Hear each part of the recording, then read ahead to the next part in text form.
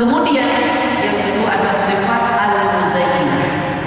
Sifat huruf yang hanya sekedar muzayyin, hanya sekedar apa? Penghias.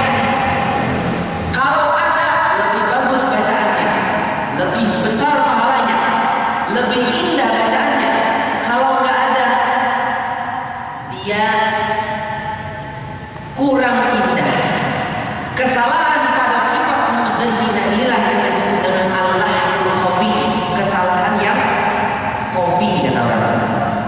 Adapun kesalahan pada makhraj, pada harakat, pada sifat al-mumayyizah, itu kesalahan yang disebut dengan al-lahnul jali, kesalahan yang gede, kesalahan yang nampak, yang kesalahan padanya hukumnya haram. Adapun yang di sini disebut dengan al-lahnul khafi, yaitu pada kesalahan pada sifat al-muzayyinah, sifat penghias. Contohnya begini, adalah seperti sifat menjelaskan tafasyi. Umpamanya a'udzu billahi minasyaitonir rajim. Mungkin ada yang membaca minasyaiton. Tafasyinya kurang jelas. Berarti dia kurang mendatangkan sifat tafasyi. Termasuk juga daripada sifat al-muzayyinah, sifat penghias adalah sifat-sifat yang ghairu lazimah, sifat-sifat yang tidak mesti pada huruf selalu, pada setiap keadaan selalu keadaannya seperti itu. Terkadang pada keadaan dia ada, terkadang pada sebagian keadaan tidak ada. Seperti contohnya ikhfa pada nun, terkadang ikhfa, terkadang izhar, terkadang idgham, terkadang qalab atau disebut orang itlaq, terkadang jadi izhar, terkadang ikhfa. Nah, kesalahan di dalam masalah ini termasuk dari al-lahnul khafi, kesalahan yang sama, yang hukumnya bagaimana nanti kita akan bahas. Seperti juga masalah roh, ada yang menebalkan, ada tempat roh ditebalkan, ada tempat yang ditipiskan. Kalau sampai salah, yang mestinya tebal ditipiskan, ini juga termasuk dari al-lahnul khafi. Ini juga termasuk daripada kesalahan di dalam sifat-sifat al-muzayyinah, sifat-sifat penghias. Bagaimana hukum mengamalkannya? Hukum mengamalkannya dirinci lagi.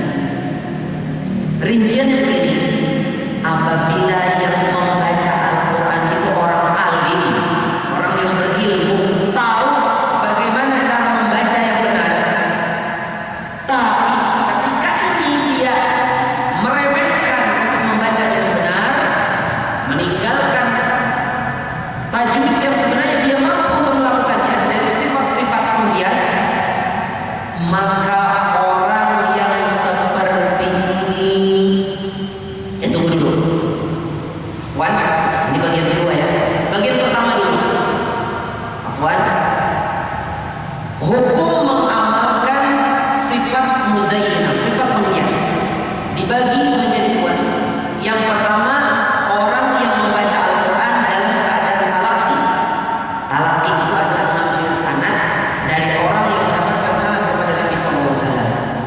Seperti contohnya ada orang ngaji, saya alhamdulillah mendapatkan sanad sampai kepada Nabi SAW. Ada orang yang ingin, Ustaz, saya sudah hafal Quran, saya ingin membaca dari awal Al-Quran sampai akhir Al-Quran, ingin membaca sesuai dengan apa yang antum telah talaqi dari beliau antum, sehingga saya dapat sanad sampai ke Nabi SAW. Nah, yang seperti ini, apa hukum mengamalkan sifat muzayyinah? Hukumnya wajib. Hukum sifat muzayyinah bagi dia apa? Wajib. Kenapa? Karena kesalahan padanya berarti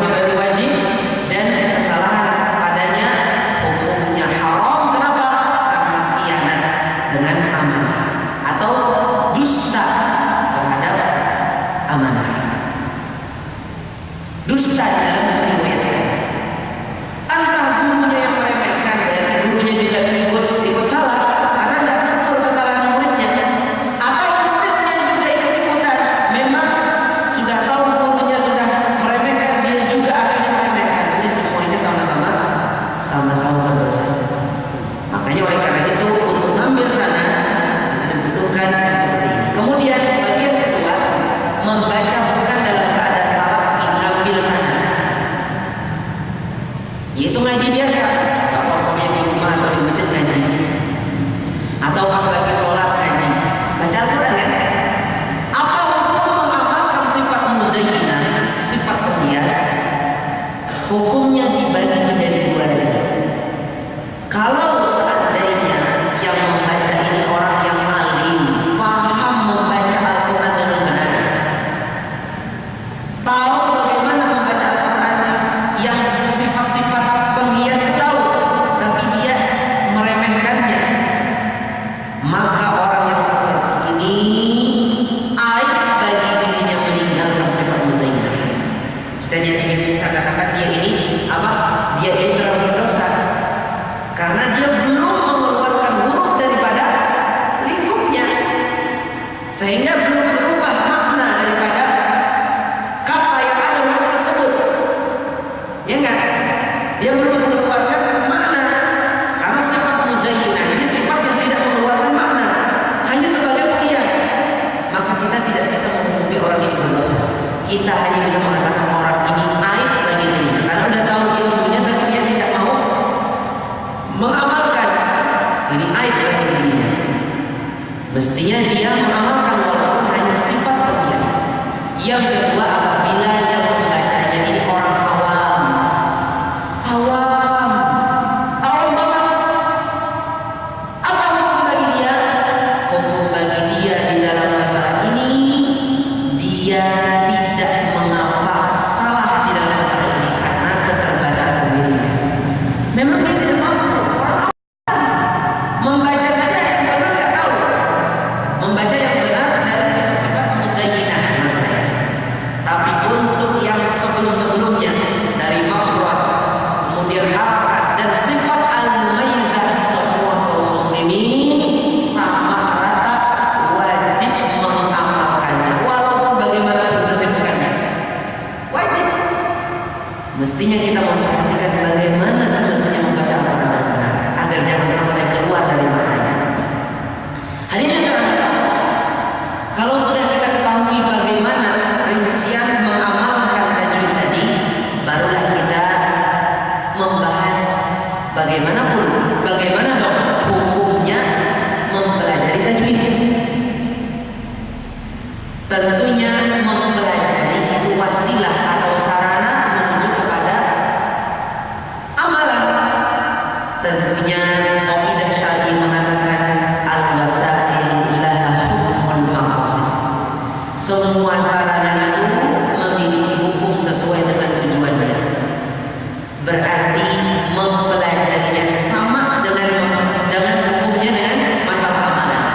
Kalau mempelajari makhraj, kemudian harakat-harakat betul-betul dilihatin, kemudian juga sifat mumayyizah, itu mengamalkannya wajib, berarti mempelajari juga wajib. Kalau sifat muzayyinah itu ada rinciannya, berarti mempelajarinya pun ada rinciannya sebagaimana yang telah orang disebutkan di dalam masalah. Dan hukumnya secara umum sifat muzayyinah itu apa? Tidak wajib kecuali dalam keadaan talaqi wajib mengamalkannya. Berarti dalam keadaan talaqi wajib juga mempelajarinya. Bapak-bapak yang dirahmati Allah Subhanahu wa taala, kemudian ini tentunya satu dari sayap kita bersama Al-Quran. Kalau kita bersama Al-Quran itu laksana burung yang memiliki dua sayap. Sayap yang pertama adalah sayap membacanya. Ini tujuan Al-Quran, beribadah dengan membacanya, menjadikan Al-Quran itu wirid. Sehari-hari kita membaca Al-Quran dengannya. Tidak ada hati kecuali kita selalu membaca Al-Quran. Ini satu sayap. Tapi kita tidak bisa terbang dengan satu sayap. Kita butuh sayap berikutnya. Sayap berikutnya adalah tadabbur. Yang mana tadabbur inilah yang akan melahirkan amalan, mengamalkan Al-Quran, berhukum dengan Al-Quran. Tadabbur, meresapi kandungan dimaksud dari Al-Quran? Apa yang dimaksud dari arti dari ayat ini? Oleh karena itu, orang di dalam tadabbur Al-Quran juga bertingkat-tingkat. Ada yang sangat mampu untuk mentadabburinya karena mungkin orang itu lebih paham bahasa Arab, karena Al-Quran itu dengan bahasa Arab. Kemudian hatinya juga lembut sehingga mudah untuk konsentrasi. Kemudian dia membaca buku-buku tafsir, ya, membaca buku-buku tafsir sehingga dia mampu untuk mentadabburi ayat-ayat Allah yang dia baca.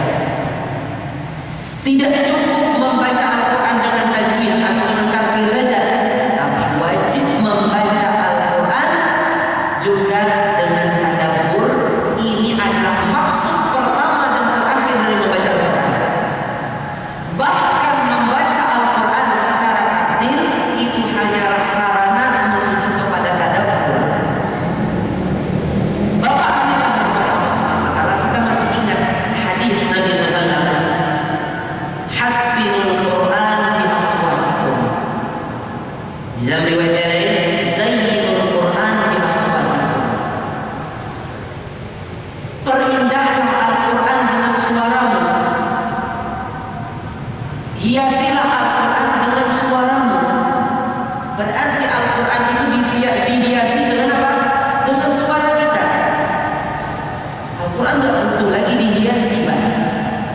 Sebenarnya maksudnya bukan Al-Quran yang zatnya yang dihiasi, tapi pengaruh Al-Quran itu akan menghiasi di sanubari-sanubari orang yang membaca dan mendengarkannya. Dengan apa menghiasinya? Dengan bacaan, dengan suara. Jadi di sini ada, tolong perhatikan, Rasulullah SAW katakan hassinul Quran, perindahlah Al-Quran dengan suara kalian. Al-Quran itu sudah indah. Bagaimana lagi kita memperindahnya? Maksudnya begini, indahkanlah Al-Quran dengan suara kita.